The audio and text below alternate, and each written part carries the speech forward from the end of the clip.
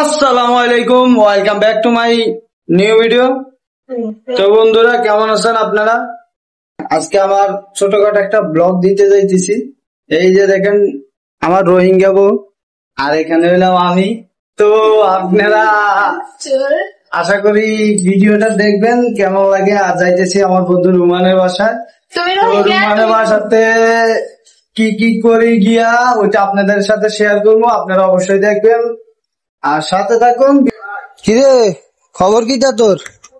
হ্যাঁ, কি করস?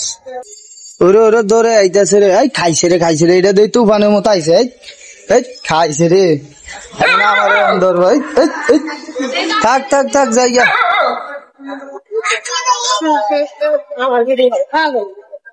ক আমরা এখন কই যাইতেছি? হ্যাঁ হ্যাঁ,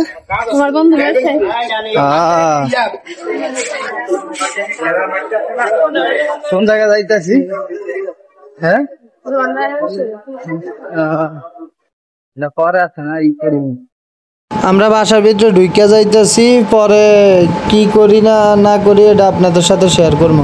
এই যে বাসায় ঢুকার পরে দিয়ে এখন রুটি বানানি শুরু করে দিছিল। রুটি বানান শেষ হওয়ার পরে দিয়ে এখন রুটি সেকতেছে।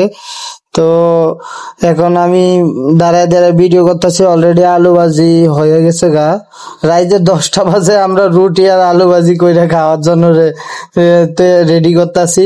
তো এখন আমি চিন্তা করলাম যে দেখি একটু রুটি গুলা কেমনে বাজে, কি আসে বিষয়, আমি যে একটু ভিডিও করি, আছে একটু কথাবার্তা বলি। পরে আমি চলে গেলাম চুলার পারে, চলে গিয়া যে একটু কথা বলতেছি। আর গরমে আমার সোনাটা আনিজি মনে করতেছে, গরমের কারণে অনেক গরম ছিল ওই জায়গাটা। তো এখন রুটি বানানো প্রায় অর্ধেক শেষ, বানানো শেষ, চেকও শেষ। পরবর্তীতে রুটি বানান শেষ, আমরা খাওয়া দাওয়া শুরু করে দিলাম। সুন্দর আছিল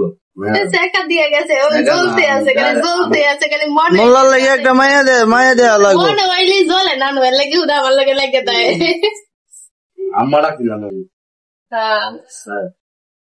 তো বন্ধুরা, দেখলেন তো আপনারা আমাদের খাওয়া দাওয়ার ভিডিওটা। সবাই মিলে একসাথে খাইলাম আমাদের বন্ধুর বাসায়, রুমানের বাসায়।